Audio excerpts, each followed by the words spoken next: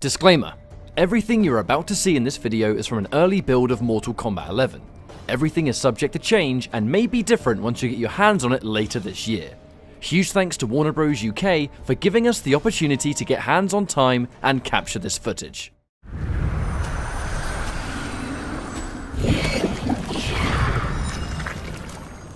I have no words for you.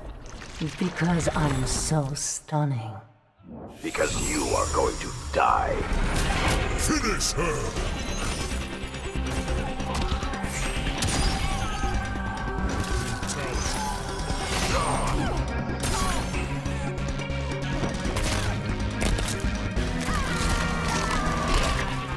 Mortal Kombat 11 gameplay has finally been revealed, and Ketchup and myself were fortunate enough to get time with the game the day before our commentary at the MK Reveal London event. Using our knowledge of the game so far, we wanted to go over some of the characters that were playable in the build, starting with Sub-Zero.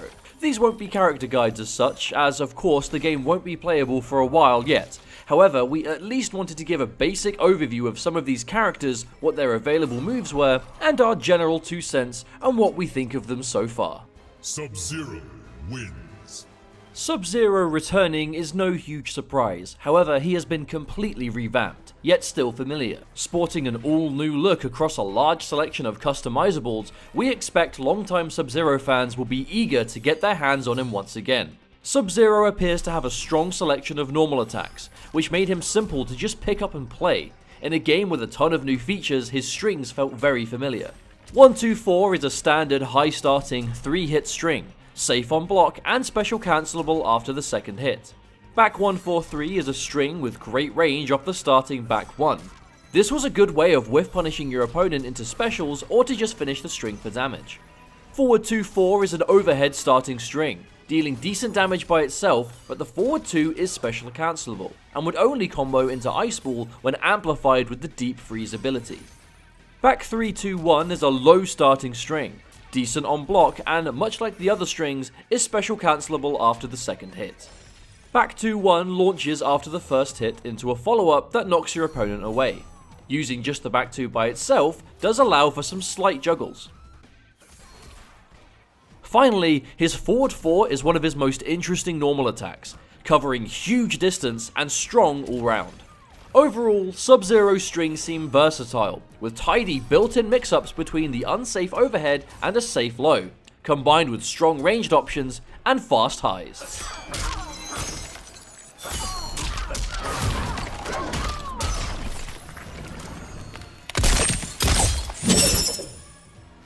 Your kin descended from Outworld. How would you know that? You have the blood of cryomancers. With MK11 having an emphasis on custom variations, this build featured a number of different moves available to each character, with variations pre-made for demo purposes. Players were still able to create their own custom variations, and we were able to see every move available to these characters and see what they were all about. Universally, Sub-Zero of course has his Ice Ball. It still freezes the opponent for a free follow-up and still does so in the air. The Ice Ball can be amplified with the Deep Freeze ability, making it much faster and blow through enemy projectiles. The slide returns as we all remember it. A fast low useful for mobility, punishing, and for ending combos, especially when amplified for a generous damage extension. The Cold Shoulder also returns from the 3D games, doing great damage especially when amplified, though this replaces the slide.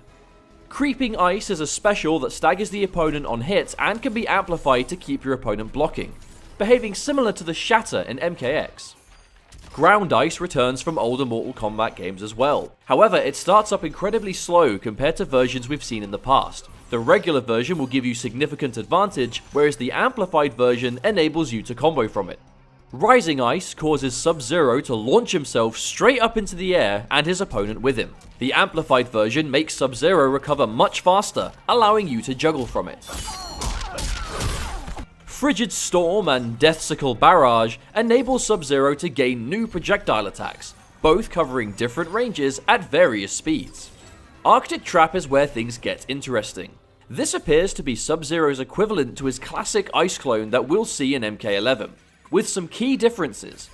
Sub-Zero summons this trap in front of him instead of in place, and does have some hefty startup and recovery to it. However, it will still freeze the opponent on contact and does enable for the usual trickiness. As a direct comparison, however, it's actually much more similar to Boraicho's enhanced Crop Duster from MKX. Finally, Sub-Zero's Fatal Blow is a straight swipe that is incredibly easy to combo into, and much in line with the other Fatal Blows, does extreme damage. An easy way to bag fantastic damage and close out a round.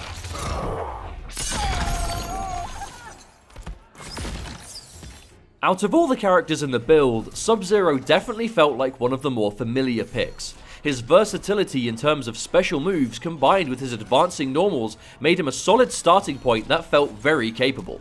We're excited to see how he develops through the year, and we hope you have all enjoyed this first look as to what you can expect from Sub-Zero in Mortal Kombat 11. Thank you for watching, and we'll see you next time.